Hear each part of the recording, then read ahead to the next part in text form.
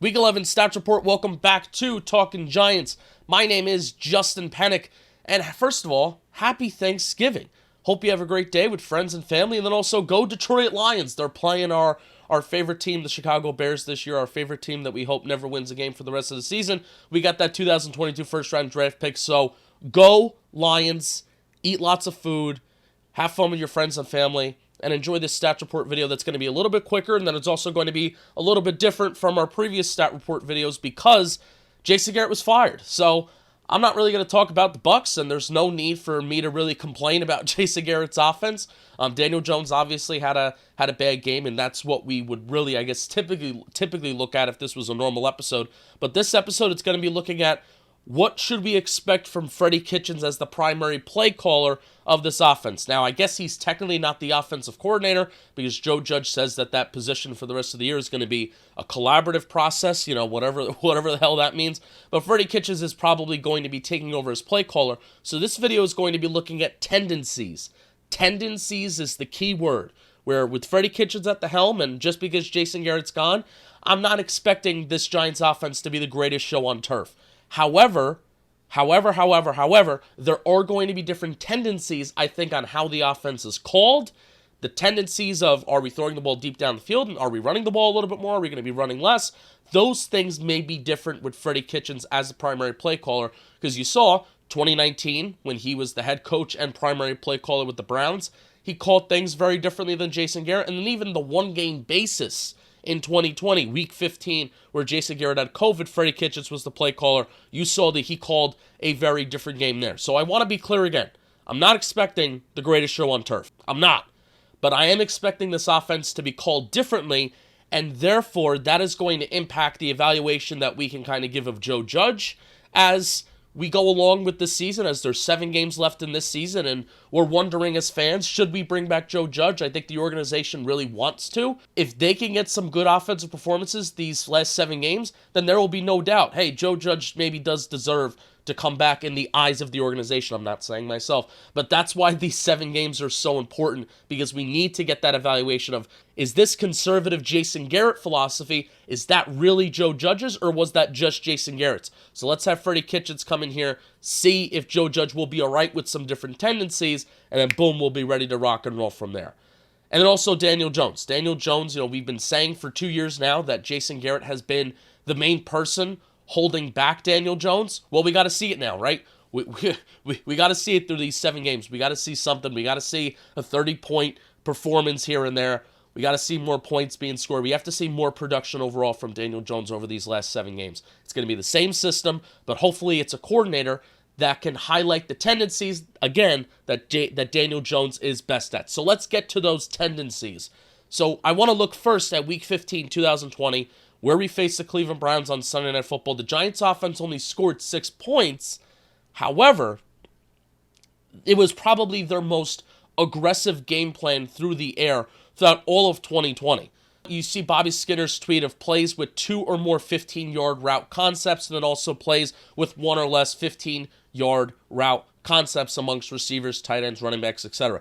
It was the most attempts of deep concepts in 2020, and then the second most was Week 2 with 12 attempts. It was also the 4th most yards per attempt on short concepts in 2020, and that was a problem with Jason Garrett's offense, where Jason Garrett's quick game and Jason Garrett's, short intermediate game didn't breed yards after the catch, and it really did hold back this Giants offense. It severely did. It didn't breed completions, didn't breed anything quick. It was the opposite of quick. You saw Daniel Jones took a lot of his sacks on those short intermediate routes as well, and those short intermediate plays, and it just never breeded a lot of success in terms of yards per attempt, completions, yards after the catch, etc.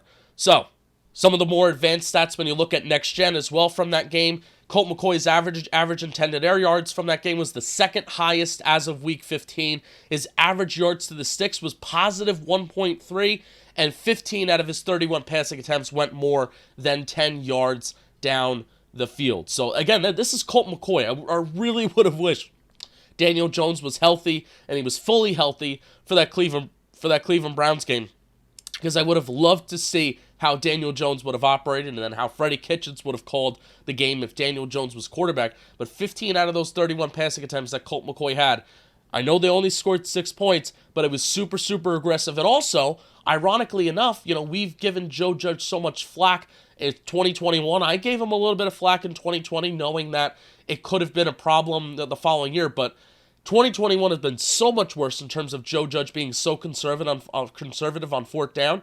Joe Judge was super aggressive against the Cleveland Browns on fourth down, to the point where he was being criticized amongst Giants fans and amongst pretty much everybody. He was aggressive, going for touchdowns inside the red zone, going for fourth downs. So I like that. I like when you're aggressive, especially when you have a lackluster offense, a lackluster QB in that game, scoring 7 points and prioritizing 7 points versus prioritizing 3 points and getting 3 points on the board, which the Giants have done that all season. They lead the league in the National Football League in most points scored by field goals.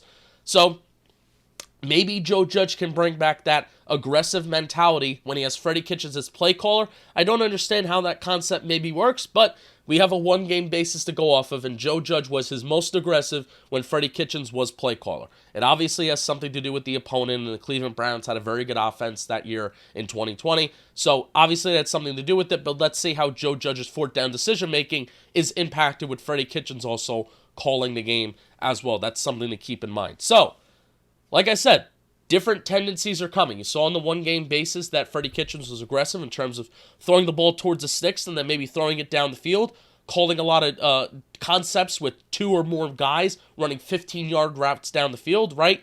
But let's look at what he did in 2019. And again, I'm not talking about results. I'm not necessarily talking about the results side of things. Zach Rosenblatt did a really, really good job in an NJ.com article laying out some of the results that Freddie Kitchens was play caller and interim head coach the second half of 2018 for the Cleveland Browns, and then he was head coach and primary play caller for the Cleveland Browns throughout the 2019 season. You saw a lot of success that they had towards the second half of 2018. Different play caller, interim head coach. So you're seeing some different things happen. And then 2019, when he kind of took the full reins of everything, a lot different results. So we're going to be looking at those tendencies towards when you have 2019, because I like the whole season sample size, and now that everybody knew kind of what Freddie Kitchens was about post second half of 2018, I want to look at 2019 tendencies. But it was not great. Like, the results were not great in 2019. Again, I'm not acting like Freddie Kitchens is the next coming of Bill Walsh.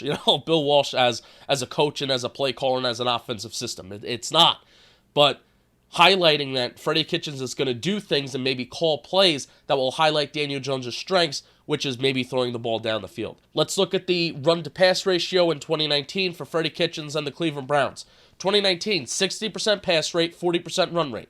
That's perfectly average. I think the pass rate is slightly above average, perfectly average. And then on first down, 49% pass rate, 51% run rate on first down in 2019. That is perfectly average, and I'm perfectly fine with that. Maybe I want to see that pass rate go up a little bit more. I think it will go up with this Giants team, because this Giants team just flat out, they can't run the ball. So that's why the Giants have been one of the more pass-heavy teams on first down in 2021. So I think that will continue. But I don't know. Maybe Freddie Kitchens does decide, I want 2 to 4 yards on first down versus 0 yards, because if you're throwing an incompletion on first down, then you're getting 0 yards. So maybe he does want to run the ball a little bit more on first down and see if they can get Saquon Barkley going. Maybe running out of the shotgun a little bit more to try and get some better matchups and against better fronts. I'm not quite sure, but in 2019, it was kind of perfectly average. The run-to-pass ratio on first down was kind of average, and then overall, it was average too. So the Cleveland Browns offense in 2019, I want to look at their explosive play rankings. Now, this is the only result-based metric that I'm really going to be looking at, because you know that I love to talk about the explosive plays. And overall, even though the Cleveland Browns offense was not very good in 2019, Baker Mayfield threw a lot of turnovers, had a lot of turnovers, and Kitchens did make some mistakes when it comes to the situational play calling, but they were explosive. You cannot say that they were not an explosive offense. They were 7th in explosive play rate overall, 8th in explosive pass play rate, and 8th in explosive run rate. I mean, that's an explosive offense. And typically, I like to look at the explosive play rankings and the explosive play rates of teams as, it's partially reflected on the players that you have, but it's also partially reflected on the mentality of the coordinator, the mentality of the coach, and the mentality of the play caller. Are we going to prioritize explosive plays? Usually the teams that are highest in explosive plays, they prioritize those things, right? So it was really, really cool to see that in the run rate, the pass rate, and then obviously overall, they were all top 10, all 7 to 8th in that range, which I would kill for that. I would kill to have a top 10 offense, an explosive play rate overall. I would kill to have that, and Freddie Kitchens did that in 2019. So now let's just look at directional passing frequency. I'm going to have these stats and I'm going to have these graphics kind of just going on the screen as I talk, but just long story short, you're seeing that 22% of Baker Mayfield's pass attempts in 2019 had at least 15 air yards, and then we're going to compare that to Daniel Jones's 2019, 2020, and 2021. You see that Baker Mayfield, that 22% of attempts going 15 plus air yards, that is more than Daniel Jones even in 2019. So again, Freddy Kitchens, I think he's going to bring a more aggressive mentality and aggressive tendency to whatever Jason Garrett's playbook is. Long story short, that's really what I'm looking for. We've been saying for 2 years how we want more aggression, we want more downfield attempts. You looked at how efficient Daniel Jones was last year, but obviously he didn't take those attempts last year. It wasn't enough. This year, I think they're hampered by the offensive line. They're definitely hampered by the offensive line in terms of taking those deep shots, but throwing towards the sticks is, I think, a compromise that we should at least expect even with a bad offensive line. Not expecting 20-yard deep concepts and 20-yard deep bombs constantly, but hopefully Freddy Kitchens can bring throwing the ball near the sticks. That's what I'm hoping that he can bring. And as you can see, comparing Baker Mayfield's 2019 directional passing frequency to Daniel Jones's career so far, and then also showing Colt McCoy's week 15 in 2020 as well, hopefully you can see that maybe that's the approach that's coming, and I certainly hope that is the approach that's coming, because that's how you're successful in today's NFL. Throwing near the sticks. I'm not even saying past the sticks, not even saying you're taking all these deep shots, but throwing near the sticks, and hopefully Kenny Golladay gets a contested catch opportunity, for crying out loud. It's very reflective of Jason Garrett that Kenny Golladay has 0 touchdowns and only 1 contested pass attempt. That was week 2 against Washington, and a guy like Darius Slayton, who was a rookie, 5th round rookie in 2019, who I'm not very high on right now. I don't think Darius Slayton is a wide receiver that brings anything extravagant to the table, but he had 8 touchdown catches in 2019 as a rookie in Pat Shurmur's system. So I think that is very reflective of how bad of a play caller Jason Garrett is and how bad of a coordinator he was. That Kenny Golladay, one of the best deep ball wide receivers in the National Football League, only really has 1 deep pass attempt all year. I know he missed games due to injury, but the guy that's the best in his spot in the National Football League couldn't even be utilized in the correct way. Yet Darius Slayton, as a 5th-round rookie, who I don't think is anything great, had 8 touchdown passes, and we called him Big Play Slay in 2019. That's very, very reflective of the state of the Giants right now, and hopefully Freddy Kitchens can just use his freaking brain and allow Kenny Golladay to have a contested catch opportunity, maybe even more than 1, and that's why you signed him, right? I want to finish off by looking at the next-gen data as well. Baker Mayfield 2019, Daniel Jones 2019, Daniel Jones 2020, Daniel Jones 2021. Looking at the next-gen data of intended air yards per pass attempt, average yards to the sticks, expected completion percentage, and then also time to throw. A lot of this is quarterback driven, right? Baker Mayfield's a different quarterback than Daniel Jones. Daniel Jones is different than Baker Mayfield. But especially when you look at the average yards to the sticks and intended air yards per pass attempt, I think those things can be incorporated into the mentality and the philosophy of the play caller. Expected completion percentage is based off of where the quarterback is throwing the ball. Are they expected to complete said pass? So again, I think that could be kind of a scheme-driven stat too, where, depending on where the quarterback wants to throw the ball, are they expected to complete the ball? If they have a higher expected completion rate, and maybe it's an offense that's predicated around the quick game, the intermediate game, but if it's a little bit lower, hey, then maybe they're trying to stretch the ball down the field a little bit. And even though Baker Mayfield, and even though that 2019 offense, they were throwing past the sticks and their intended air yards per pass attempt was one of the more higher totals in the National Football League, the expected completion rate was still higher than basically anything else that Daniel Jones had in his career besides 2020, where the expected completion rate was 63. And obviously, 2020 and 2021, the Jason Garrett offense is centered around the intermediate game, but still the expected completion rate is really, really low. All right. So that's a stats report video. Thanks for tuning in.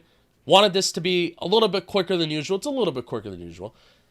Freddie Kitchens, tendencies. What is he going to bring as a play caller? You got a quick little glimpse of it. Hope we see some different results. Hope we see some more points scored, and hope we go out there and beat the Eagles, and we have a lot of fun things to talk about next week. All right, peace. Happy Thanksgiving again. Go Blue.